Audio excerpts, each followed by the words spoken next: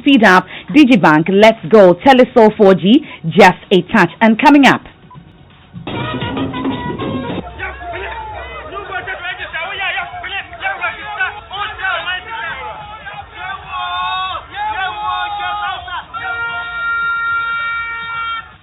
well, the Electoral Commission buckled down under pressure to rescind its decision to compile a new voters' register as hundreds thronged the streets of Kumasi in the second of a series of protests. When institutions of state refuse to listen to the people have a right to resist them and even sacrifice, if possible die, to prove that point. And free at last, the Accra High Court grants alleged coup plotter ACP Dr. Benjamin Agojo bail. We have details from the court 1 week after ghastly Dompoase road accident claimed 34 lives. We hear the gripping story of how some victims were run over by a truck after the crash. I was helping my guy. I saw the car coming. We are ran. I was the one the car was chasing. So I ran through the bush and the car just... Did the car run over anyone? Yeah, I saw one guy. Even my boys was even crying. I was the one lying down. We have live updates as some survivors still remain in hospital. Meanwhile, the police has introduced new measures, including extra checkpoints at accident-prone spots on the country's highways to tackle road accidents. In sports, Kumasi Asante Kotoko to play 3 home matches behind closed doors at the Baba Yara Stadium. Details in 20 minutes. And founder of Salt and Light Ministries, Reverend Dr. Joyce Nayi, praises the multimedia group's commitment to its audience with its programming choices. I have been personally touched by multimedia, especially by the radio program. A lot of discussions that are meant to grow people.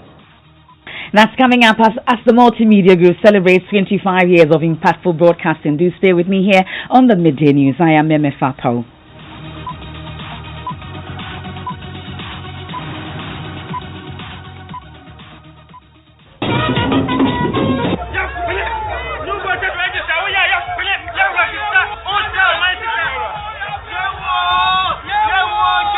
Sounds of demonstrators earlier today as they poured onto the streets of the Ashanti regional capital, Kumasi, to register their displeasure with the Electoral Commission's decision to compile a new voters' roll. Hundreds of protesters joined members of the inter-party resistance against a new voters' register as part of efforts to pile pressure on the EC to abort the creation of a new register. Clad in red, they held placards, some of which read, "Pay striking teachers. Don't waste the money on needless register," and Anado, we still need more hospitals, roads, schools, electricity and potable water in our communities. Director of Elections for the NDC, Elvis Ifriankra, tells Joy News that with the facts emerging, many Ghanaians are now beginning to understand the need to kick against the Commission's decision. You know, when we started this campaign a few weeks ago, people didn't understand the issues.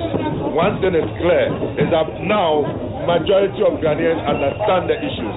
We have 18 civil society, indeed, credible civil society organizations supporting our cause. We have never spoken to them, we have never engaged them. But the truth in our arguments, the truth in the facts we are adducing has made it very clear that the issue is on a path of destruction.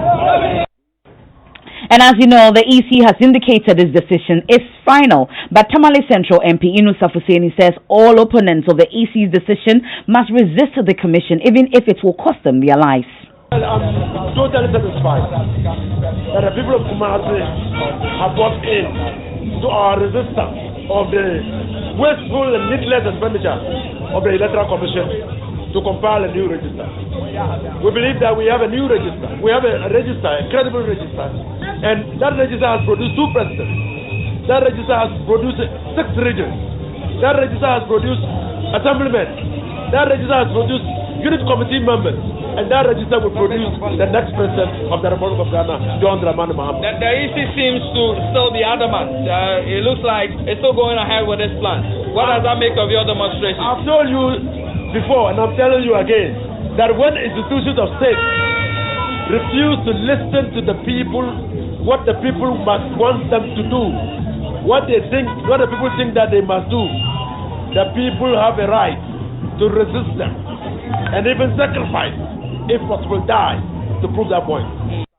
Now let's get on the line and speak to my colleague Erastus Asare Donko. He's been with the demonstrators since early morning today. Now Erastus, give us a sense of how the demonstration went, especially because it was held on a working day, unlike the previous one. Well, it's been powerful, especially when you talk about a demonstration like this in the midst of the perceived stronghold of the NPP. The crowd that moved onto the streets is really sending signals out there. There are people who have come around by the roadside. Few of them who are rolling their hands, indicating change in correspondence with what the crowd is doing. They've been moving through Abuabo, through Alaba, through to Kejetia, Pampaso, Imrum, and then we are now at the Doom proper, the central business district of Kumasi, where they are moving through the streets. A number of people have come out of their shops. Some of them are watching them indifferently. Some are also dancing to the music that they are playing. And so it has been quite, let me say, a mammoth demonstration on the streets of Kumasi today. And where is it expected to end, and at what point do you think it will end? Currently, we are moving towards the Asapo interchange. We'll descend to Labour roundabout and then take our left turn to Jubilee Park, where they are expected to address the crowd. Now, we understand people from all walks of life took part in the protest, like you've rightly put it. You've been speaking to some of them. Did they even understand why they are part of this demonstration? I spoke with a woman who says she was born during Kwame Nkrumah's time, and she was part of the demonstration. At the point she was given a vehicle to sit in. I asked her the same question. She said, well, I love John Mahama, and that is why I'm here. There are people who say that, well, they think that they will be disenfranchised if there is a new voters register. There is a secret attempt by the EC to try to connive with government to rig the elections, and they feel they will be disenfranchised. That's why they are part of the demonstration. So diverse opinions there, why individually they want to join this demonstration. Want a peace on this country. We don't want any chaos in this country. That's why we are doing the demonstration. I'm demonstrating today because I've lost interest on our leaders. It seems they are clueless. Why do you ask me to come for exhibition? And I come and verify that my name is on the register. 6 months after, you told me that the register that I went and saw my name is not credible. You are going in for a new register. What is the meaning of this? Yeah,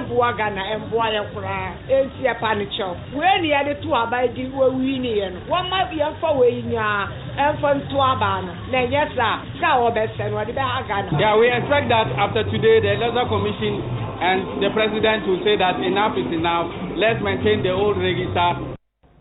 Some participants of the Yempene demonstration currently ongoing in Kumasi. You heard earlier my colleague Erastus Asare Donko will get back there as and when. Well, the EC has declined further comment on the matter for now, only saying they are waiting until a meeting scheduled with the political parties has been held. By joining sources close to the eminent advisory committee say finality will be brought on the matter only after that meeting. Now from Kumasi, let's head to the eastern region where another protest took place today.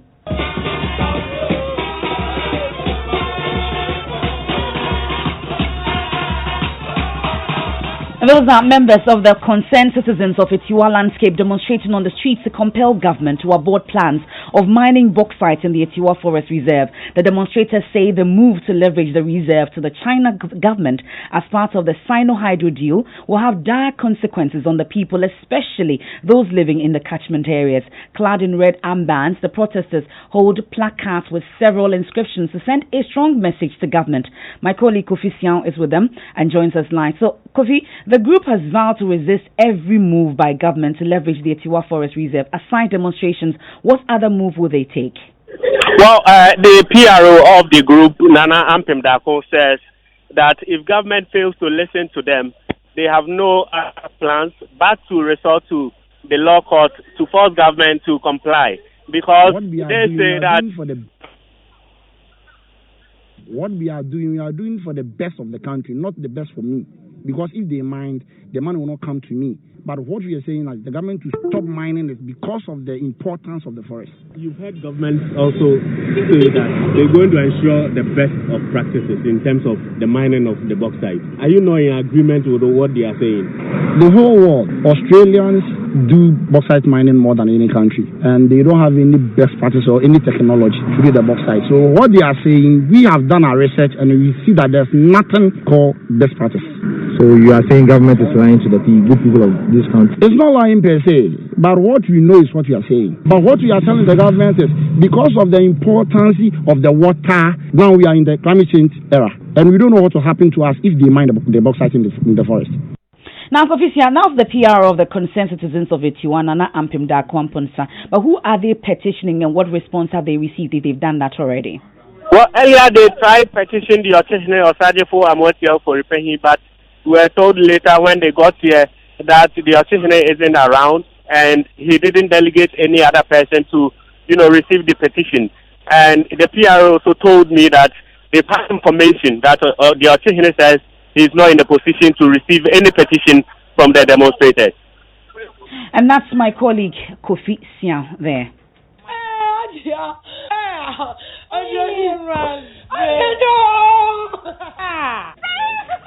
Sounds of sorrow, grief and despair as relatives of victims of a ghastly road crash at Dumpoisi on the Cape Coast Takoradi Highway thronged the Cape Coast Teaching Hospital exactly a week ago today. 34 people were killed in the freak accident, with several others sustaining varying degrees of injuries. One man who miraculously survived the crash without any visible injuries has been sharing some gripping details about his near-death experience. We'll hear from him shortly, but first, let's recall what happened exactly a week ago today. Richard Kujonyako's report. Many relatives of the dead in the accident continue to pour in at the Cape Coast Teaching Hospital. The situation could be likened to one going to check his or her exam results to know whether he or she has failed or has passed.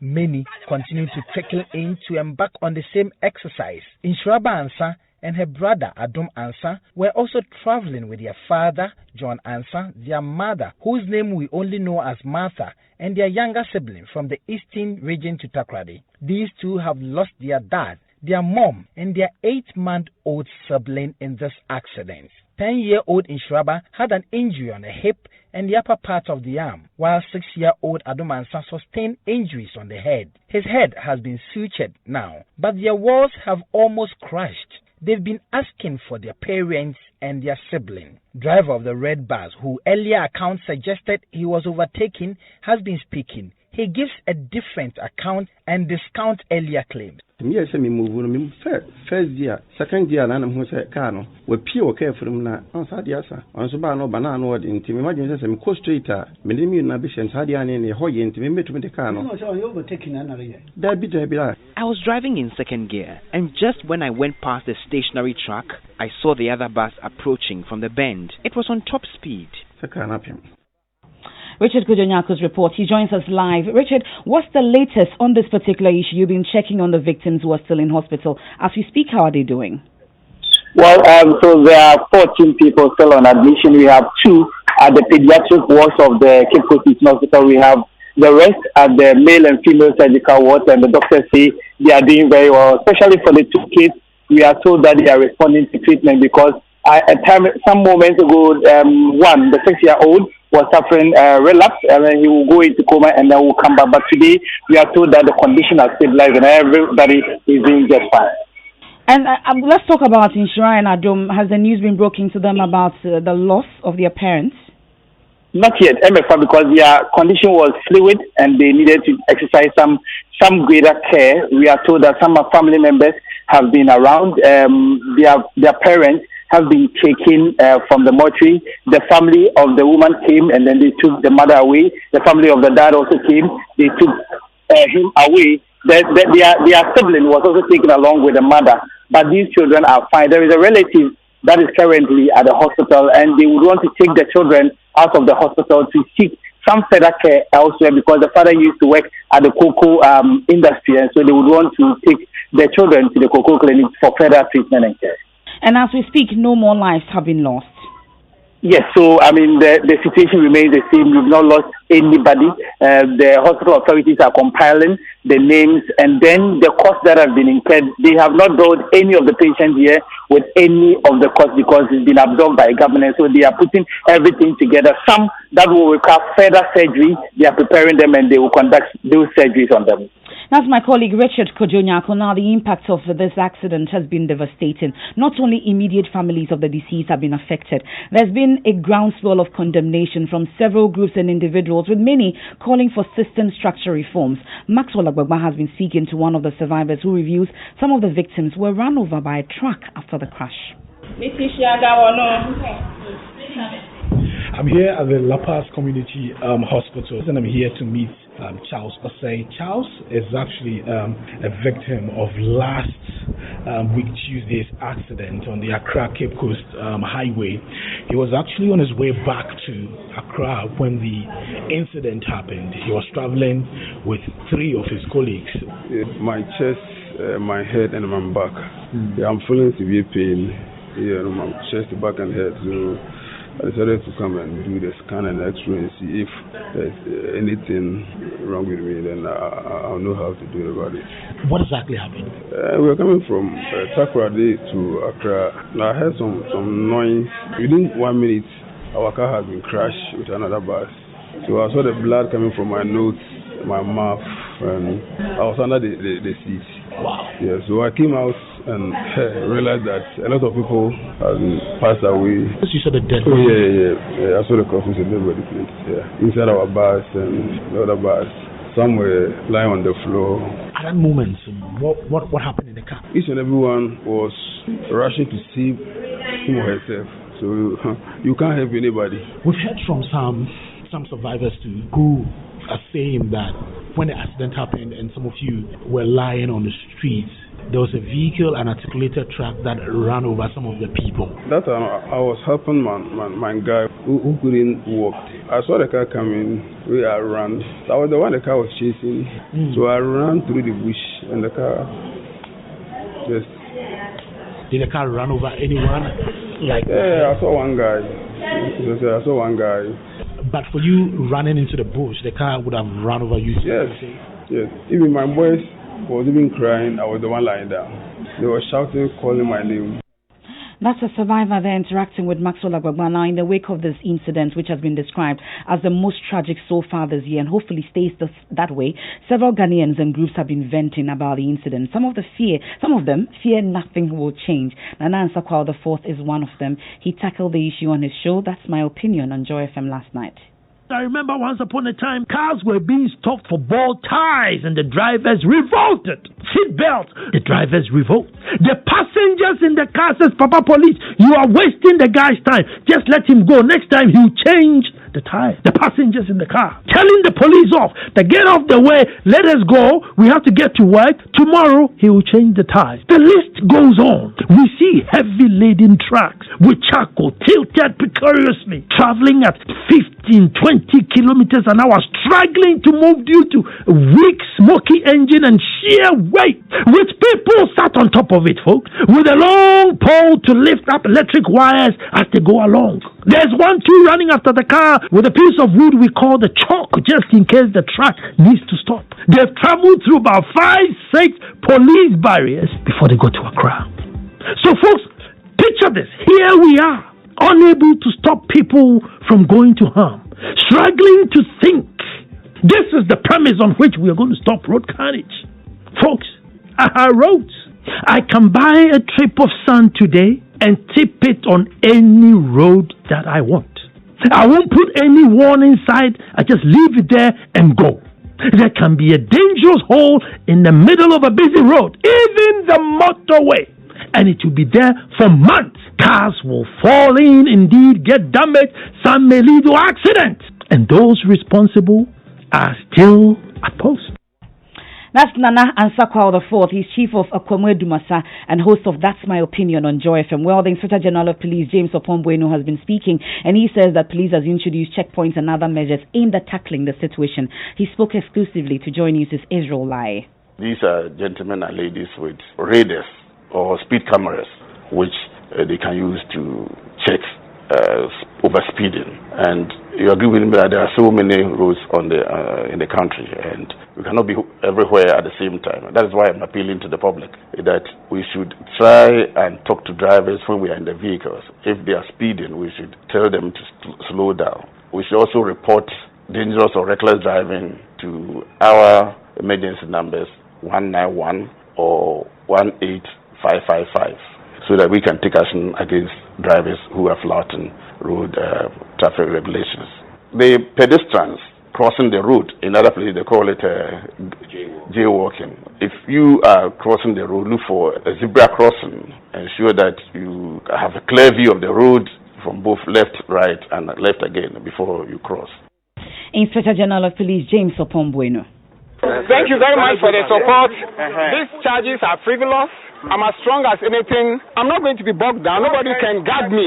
Nobody can guard me. Senior police officer ACP Dr. Benjamin Agojo last year November when he was first arrested for his alleged involvement in a plan to topple the government. His lawyers had since tried without success to secure his release, but today an Accra High Court granted him a self-recognizance bail. My colleague Malik Abbas Dabu has been following the court proceedings and joins me in studio. Malik, what can you tell us about this new development? You are absolutely right when you said that he's been trying to get bail, which had failed because 2 bail applications in the past all failed because they were refused by the court.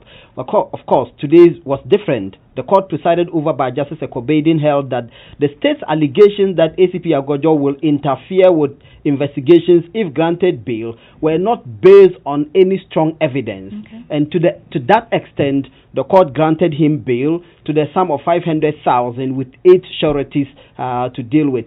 There are other conditions which are that he is to report to the IGP and the BNI quite a number of times, 3 times every week in the next 3 months, and then subsequently once every month for until the case is determined by the court. But do we know if he's met the bail conditions yet? No, he still he has to go through the process to meet them because 8 sureties is quite a lot. Fortunately, we haven't seen any of them whether they are to be justified or not. If they are not to be justified, that would be easier on him. Well, there are a number of cases in courts that you've been following. Away from this, we also understand that lawyers for the senior minister, Yawosa Fomafo, has cited the Auditor General, Daniel Domelevo, for contempt. What are the details? Yeah, so Yawopo is the one who is leading the senior minister and 4 others from the finance ministry who are in court. And they are in court essentially because they went to set aside the surcharge that he leveled against the senior minister to pay back that $1 million that was paid to Kroll and Associates UK Limited. This is a company which was engaged by the senior minister's ministry to do some work for government. The Auditor General Yawodemelova believes that there was not proper documentation backing this contract and therefore it should be surcharged. He said there was no evidence of work done, so he issued a disallowance and surcharge asking them to pay back. They exercised their right under the law to go to court and seek to set aside this surcharge, this allowance and the surcharge. Now, when they went to court, their argument now is that the Auditor General was required by law to reply them and to file the documents on which he relied to issue the disallowance and the surcharge. They say he didn't issue these things. He didn't file these documentations within the time period that he was supposed to do. So they've gone back to court saying that the refusal to file these documents is evidence of the man's case against them, that he's been acting in bad faith, that the disallowance he issued was itself based on malice. And that he went on the media campaigns to malign them using propaganda and all of that. And they say, this is evidence that this man has been targeting us all along. Therefore, the court should imprison him or otherwise issue some other punishment against him. And well, Joy News is also in court. We know about missing kilos. He had to halt the airing of that. There's a decision from the court today on that. Absolutely. This is a decision presided over by the Chief Justice himself. Because this was a matter which was determined by the High Court. Because when Queen United did that investigation, that Joy News investigation, and were about to publish it, the cocoa buying companies went to court. The licensed cocoa buying companies went to court saying that the documentary was defamatory and therefore it shouldn't be allowed. The High Court disagreed with them and said there was nothing in the documentary that formed the basis for them to come to court seeking to injunct its airing. Now, when they lost the case at the High Court, they proceeded and went all the way to the Supreme Court. But the Chief Justice today says, there's no basis for any injunction. Joy News can go ahead and air the missing kilos. So this is the official promo. Missing kilos coming soon, on Joy News and all our platforms as well. And still to come here on the Midday News, and founder of Salt and Light Ministries, Reverend Dr. Joy Zai, praises the multimedia group's commitment to its audience with its programming choices. I have been personally touched by multimedia, especially by the radio program. A lot of discussions that are meant to grow people. That's coming up after the break. UMB was established in 1972 as the premier bank for the corporate and private sector in Ghana. From our very beginning, as the only Ghanaian bank serving all categories of businesses, we set a standard for excellence and innovation over the past 45 years. We've built a financially healthy and strong bank, demonstrated our commitment to our customers and to growing businesses, and exhibited originality and innovation at every turn. At UMB, our focus is built around people, service, products, and technology. These are the key to our present success and our future triumphs. At UMB, we're poised to make a difference not only with our customers, but also in the banking industry. We invite you to share in our future. Our future starts now with you. Time now for sports. Hans Bensando has the latest. And Kumasi Asante Kotoko shall play 3 home matches behind closed doors at the Baba Yara Stadium and pay a fine of 20,000 Ghana cedis in relation to unsporting behavior by supporters of the club during their match day 3 encounter against Brecum Chelsea. That is a sanction handed down by the Ghana Football Association's disciplinary committee. The decision was taken after the DC received Kotoko's reply to the charge of unsporting behavior. Now, the full ruling has it that Kotoko shall play, like I said, 3 home matches behind closed doors, and the monetary fine for the club has been increased from 10,000 Ghana cedis to 20,000, which must be paid to the GFA within 7 working days from the receipt of this decision. Kotoko must provide evidence that it has identified and punished all who were found culpable in the events of the day within 21 days, failure of which any future decision by the DC will consider the club's inability to discipline their fans, as stated in their reply to the charges. That's your sport. Thank you very much, Hans Mensando. Now, the National Health Insurance Authority says it is taking steps to restructure the scheme to accommodate screening and treatment of cervical cancer. This follows concerns over why health facilities demand payment for cervical cancer services, even though it is covered under the NHI. Chief Executive of the authority, Dr. Lydia Jan-Selby, has been speaking on the Super Morning Show.